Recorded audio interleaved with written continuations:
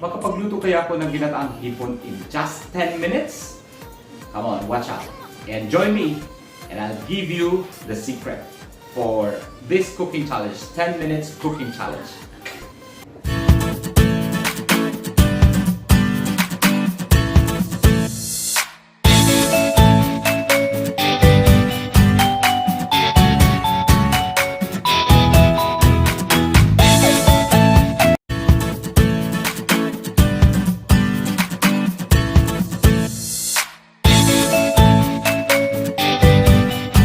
Ginataang hipon with kalabasa. Hi, good afternoon. It's me again, Chris, your KUYA PANDISOY, and I hope everyone is enjoying your lunch. Some of you might be enjoying your lunch already, and for me, I have about 10 minutes to do this. So I have my 10 minutes cooking challenge. So today is Friday and it's almost weekend. So thanks God, it's almost weekend. And what I'm going to have today? Today I'm going to have my ginataang hipon. Yes! Ginataang hipon. As I promised you from my previous vlogs na maggagawa ako ng ginataang hipon. Ayan. So yung mga hipon na pinagpack ko separately, ayan, ginagawa ko na po siya ngayon. Alright! So yeah, you might be wondering why I'm wearing this new apron. It's a heart-shaped apron. So this is to spread love to everybody. Yeah? Okay. Enjoy, stay tuned, and as I do the 10 minutes cooking challenge for my ginataang hipon. Alright, come, join me!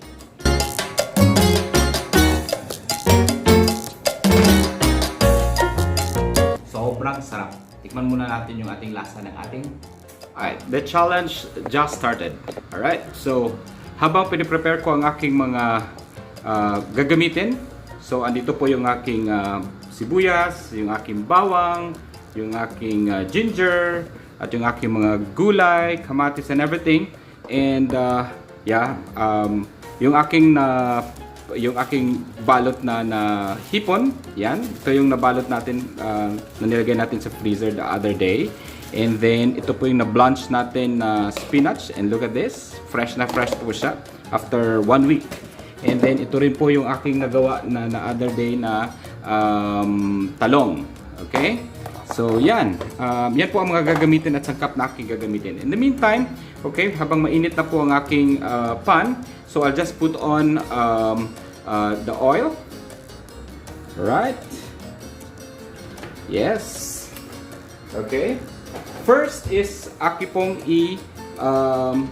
ipa-fry yung aking this is Ikan Dilis, or yung ating tinatawag na dilis sa atin. Yung ating, kumbaga sa Bisaya, kung ano siya, Bulad Bolinaw sa Bisaya.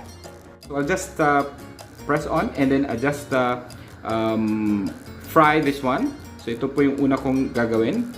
Okay? Yan. Sobrang bilis lang po nito maluto. Kasi this is just pang toppings ko lang to siya, pang add ko lang siya doon sa aking gagawin. Kasi ang main ingredient natin is yung hipon. Okay?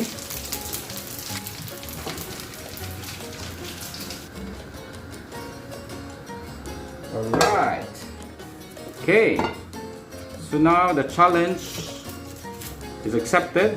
So I'm starting off to cook my ginataang hipon. Alright, this is all from scratch. And I have to do this for only 10 minutes. Okay? Yan po yung ating sibuyas. Sinihiwa ko lang ating sibuyas. Then I just put it there. And then yung ating bawang.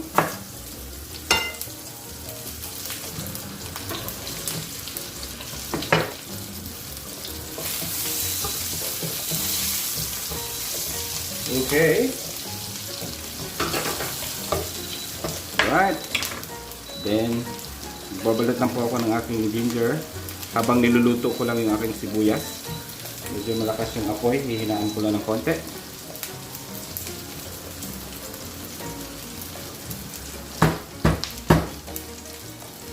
Ayan. Ito po yung aking mga gulay ay nahugasan ko na po earlier. Okay.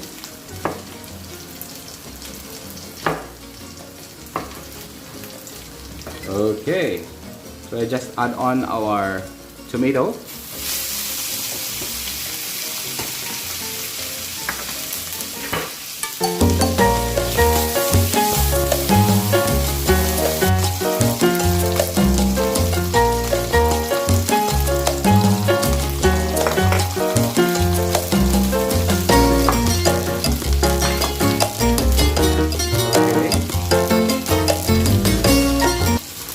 Then yung aking lemongrass o yung tanglad.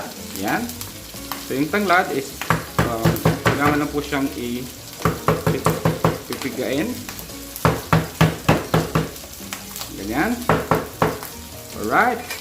And then now i-add ko po yung aking hipon. Yan. Nahugasan ko na rin po yan kanina. Yan. Okay. There were about 5 of this one.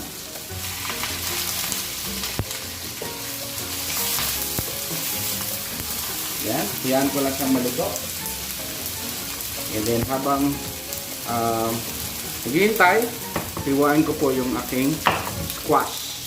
Yung aking squash ay hindi ko na siya kailangang balatan ng sobrang balat. Okay? Kasi hindi naman siya kailangan. So kasi ang sustansya din ng ating kalabasa ay nasa balat. Okay? And look at that. Okay. I-add ko lang siya doon.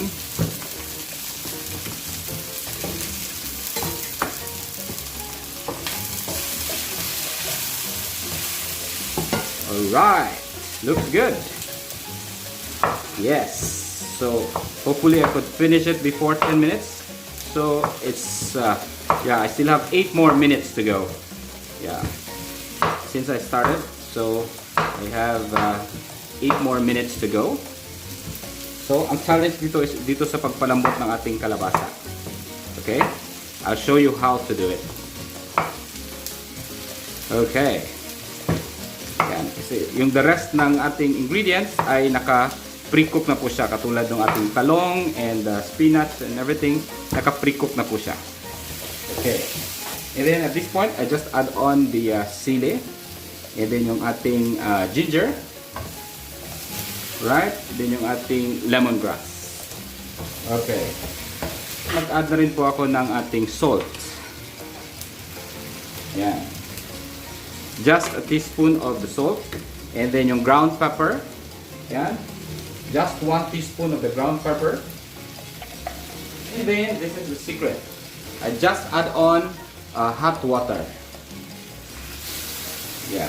Just enough na masuk po yung ating mga gulay. Right. So you just leave it there. Yeah. Just leave it there for about 2 to 3 minutes. Yeah. And then I could assure you, sobrang bilis po niyan malambot. Alright. Tatakpan lang po natin. And yeah. So we just check kung nasuk ba yung ating mga gulay doon sa ating hot water. If not, pwede po kayong magdagdag ng inyong hot water. Right. While waiting, I just cut our ladyfinger or yung okra natin. Alright. Looks good. So, barely about a minute since napakuluan natin. So, ito ang aking spinach at ito ako ng talong mamaya. Kukuha rin po ako ng spinach. So this one, hindi naman kailangan ng matagal na ano kasi luto na po siya. Okay? Add ko na yung ating okra or ladyfinger. Kailangan rin po niyang masuk doon sa ating sabaw. Okay. Smells good. Wala pa man, smells good na. Okay, so looks like we're having fun. So we have about 4 minutes now. I only have about 6 minutes to do this. Let's see if I can really do this. I-add ko na po yung ating talong. Yeah. Just a little bit of this talong. Yeah. Smells really good.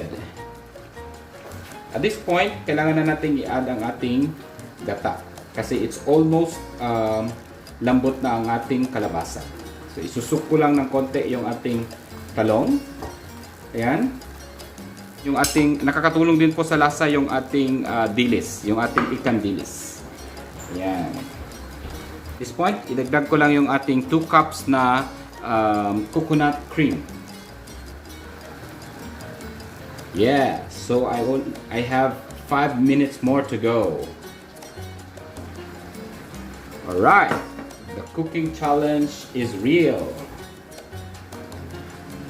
And then I just leave it. For about a minute or 2. Then i-check natin if malambot na yung ating kalabasa. And then we're done. In less than 10 minutes, I think we can do it.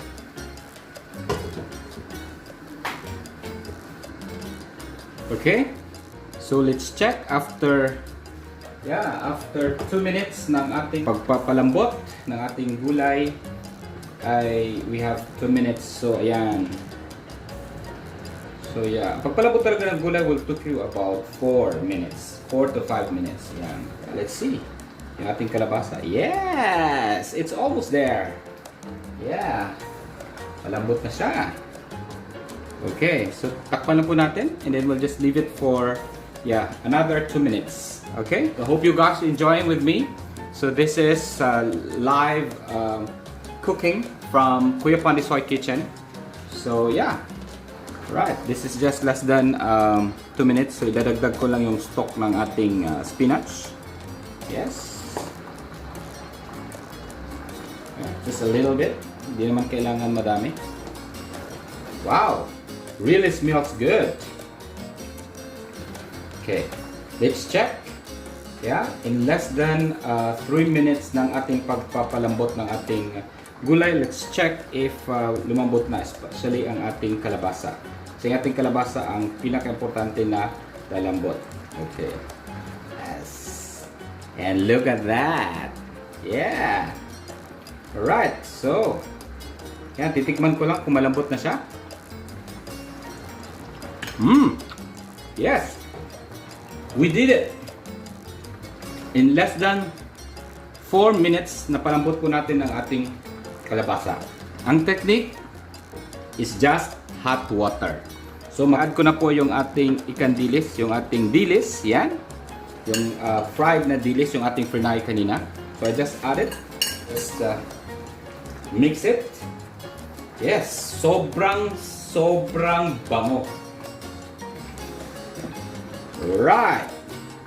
And then, yeah, looks good. And then, I just add on the yung dahon ng ating spinach. Ayan, this is very healthy. Okay. Ayan. Ganyan lang po. And then, you just spread it and then mix it. Like that. And then, ilagay na natin sa low fire ang ating apoy. Talagyan natin sa low kasi luto na po yung ating gulay. So, hindi na iwasan natin na sobrang malanta yung ating mga gulay. So, we just leave it there since luto na po siya. So, and I don't want also yung ating mga dahon, especially yung ating spinach ay maluto siya. So, gusto ko na paghain ko ay green pa po ang color niya. Okay? So I just leave it there para sa aking para exactly talaga 10 minutes lutong-luto ang aking ginataang hipon. Yan, ginataang hipon at kalabasa. Yan. Alrighty. Yeah, hope you guys are enjoying and I hope you get something from my tip today. So yeah, you won't spend a lot of time cooking. So yeah, it won't stress you out. So dapat mayroon po kayong ways of doing it and dapat happy kayo habang nagluluto kayo para sumarap lalo ang inyong niluluto. Alrighty! Yeah, let's check and look at this! Yes! Alright! Yeah, we have our freshly cooked na sobrang yummy ginataang hipon with kalabasa. And I have added a lot of vegetables. Alright, so I'm getting ready for my lunch. And then since my wife is waiting for me, so yeah. So I have already cooked for our lunch and I hope she will like it. Yeah, titikman po natin later guys. So, okay. Yeah, thank you and see you again. Bye. 10 minutes cooking challenge is go, go, go.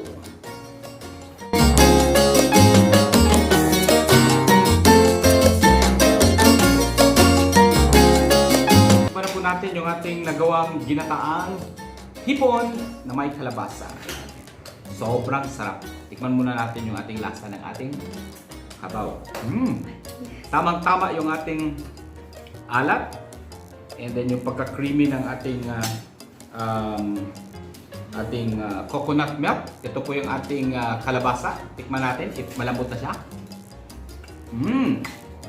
Sobrang lambot. Come join me. Ayan. Dami ko na namang kanin. Look at this. Mauubos ko lahat yan. Alright, see you again. Bye. Mwah. Again, this is Chris, your KUYA PANDISOY. Thank you so much for watching. Ayan, we just finished our lunch and yeah, we had such a great lunch. Kasi masarap at very healthy yung ating kinain. And yeah, I hope you get something out from that video. Thank you so much guys for watching this video. And then I hope to see you again next time. And for more tips to come and more recipes to come. Ayan, okay? Again, it's almost weekend, so it's TGIAW. Thank God it's almost weekend. So yeah, I hope to see you again next time in my next video. Alright, bye! And if you are new to my channel, please do not forget to subscribe and please do not forget to click the bell button for you to be notified for the upcoming videos. Alright? Yeah, I hope to see you there. Please, kahit nasaan ka man ngayon, please be safe. Please be careful and always be safe. And always wear your sweetest smile to bring more positivity in life. And always believe na unique ka dahil the best in the world ka. See you. Bye. Mwah.